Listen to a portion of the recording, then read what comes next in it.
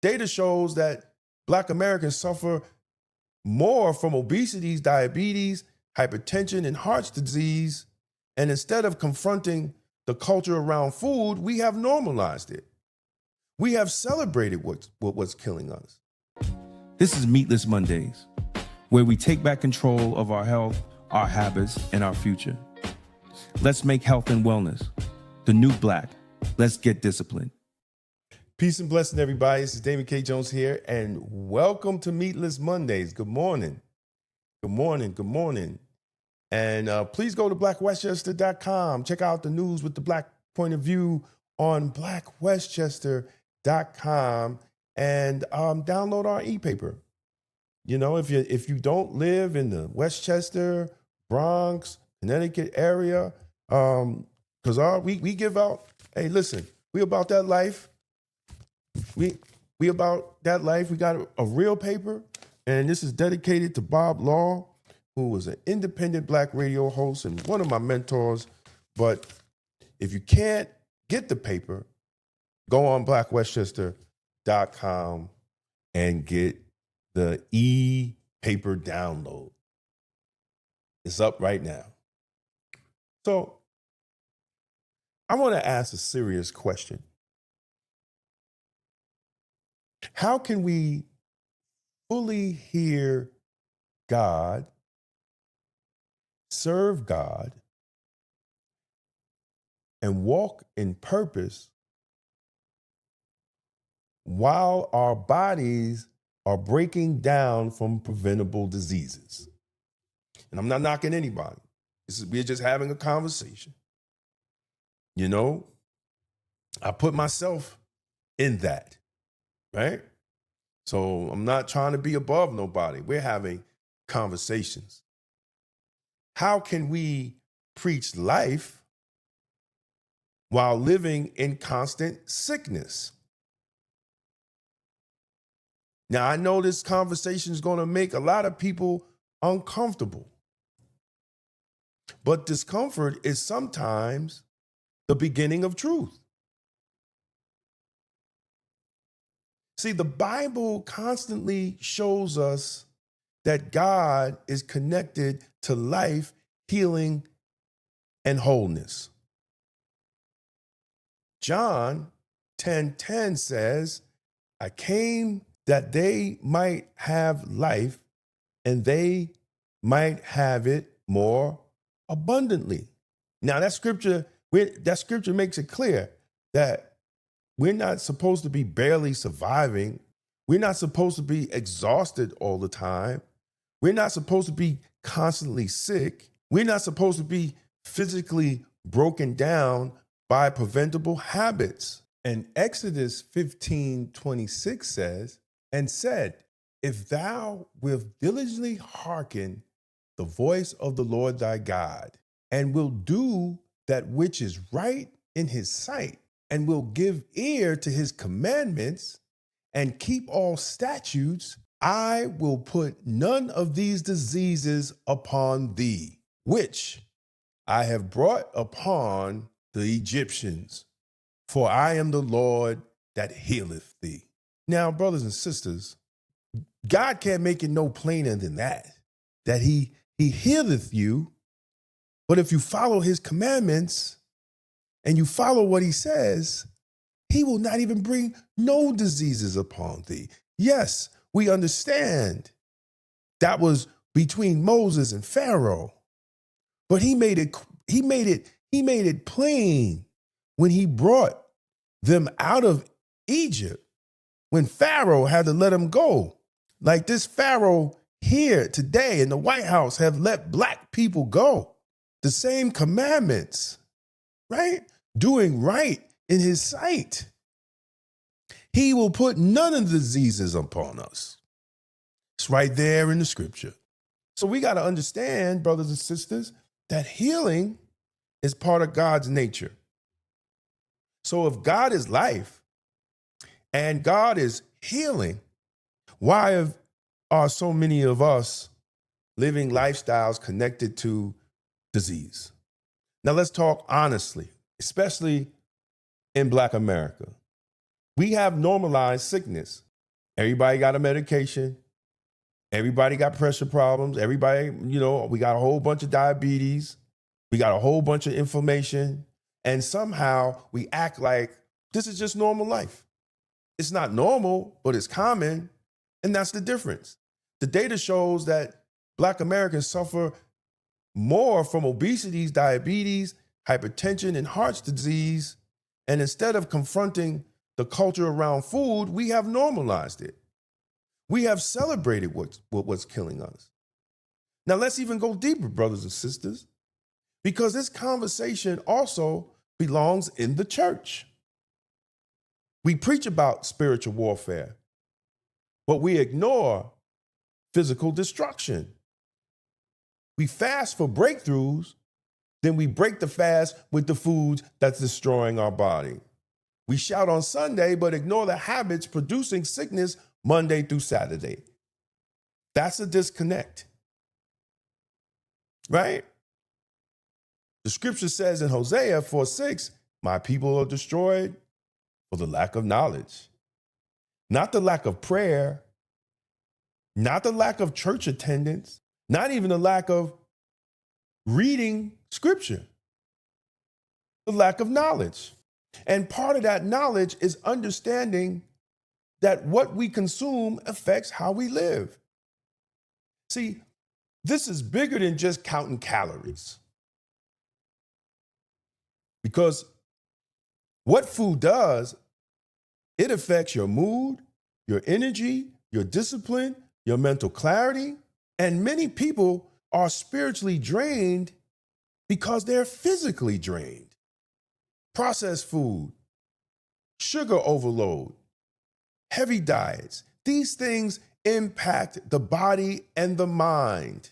And that's why Romans 12:2 says, and be not conformed to this world, but be ye transformed to the renewing of your mind. Transformation requires change. And sometimes the first change starts in your kitchen. Your kitchen can make you live, or your kitchen can kill you. I was always taught that your kitchen is your medicine cabinet. Everything in your medicine cabinet, everything in your kitchen, supposed to bring life, not death. Now, let's be honest. Most people know what's harming them. Is the issue discipline? Because the modern food industry profits from addiction. Many of us are addicted to the food that we eat. High processed foods are engineered to keep you craving more. Now they made it easier for you to get food with Uber Eats and Grubhub. You can watch a commercial on Burger King, and it'll put into your mind that you want a burger, and you go right to your phone, put it in, and it's at your door in 15 minutes. They know that you are emotionally attached, and they know that habits will destroy you physically. And that's why Proverbs teaches us, he that have no rule over his own spirit is like a city that is broken down without walls. We have to have more discipline. And I'm including myself. We have to have more discipline. When I'm having this talk, brothers and sisters, I'm not saying I am above you. I'm talking to you and I'm talking to myself. See, without discipline, everything gets in your body. That's why the Bible is telling you that without discipline, you don't have no walls to protect you. And this is why I do Meatless Mondays. I'm not trying to condemn nobody. I'm not trying to shame nobody. The purpose is to help people start, to give people a jump start. Just one day without eating meat. One day, let's just eat fruits and vegetables. Let's stay away from the processed food. Let's reset our body. Let's give our body one day just to reset and rest. One day, intentionally put life back into the system. That is one decision that will help you reduce inflammation, improve your digestion, and introduce nutrients that the body desperately needs. And more important, it teaches us discipline. And then maybe on our own, we could do Monday and Tuesday. And then we could do Monday, Tuesday, Wednesday.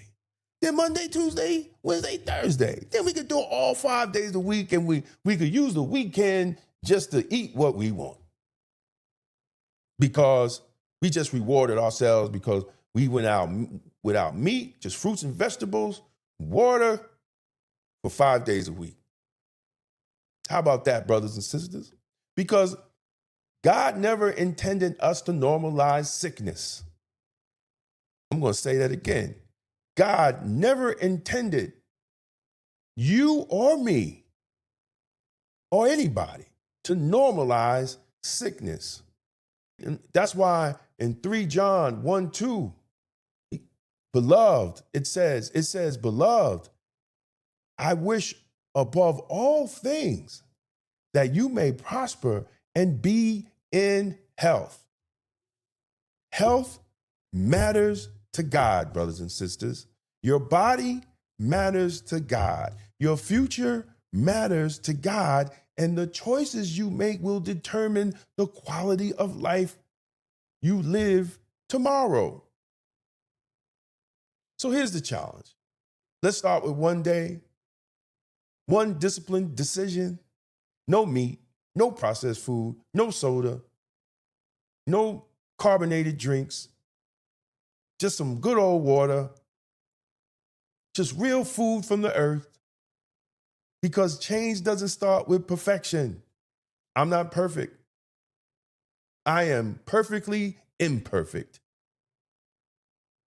I am on the road like everybody else. But we're going to start with awareness. And awareness becomes transformational.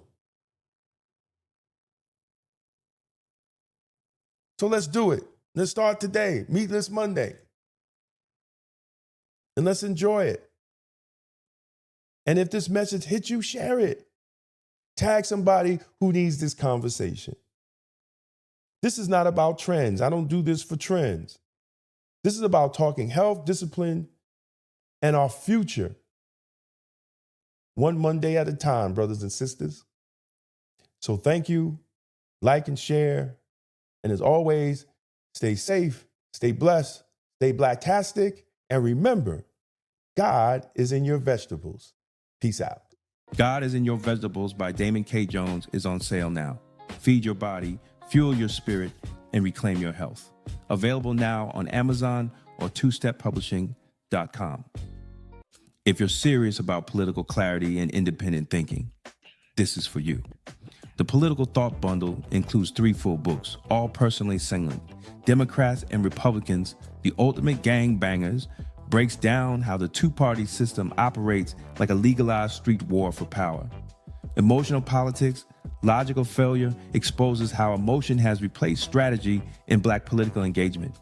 Tolerance is for Coward lays out a blueprint for extended policing and community-led public safety rooted in outcomes rather than slogans. 3 signed books. One bundle, $60. That's a $75 value. And you're getting signed copies included. This isn't left versus right. It's results versus rhetoric. Go to twosteppublishing.com and secure your signed Political Thought Bundle today. It's going to be blacktastic.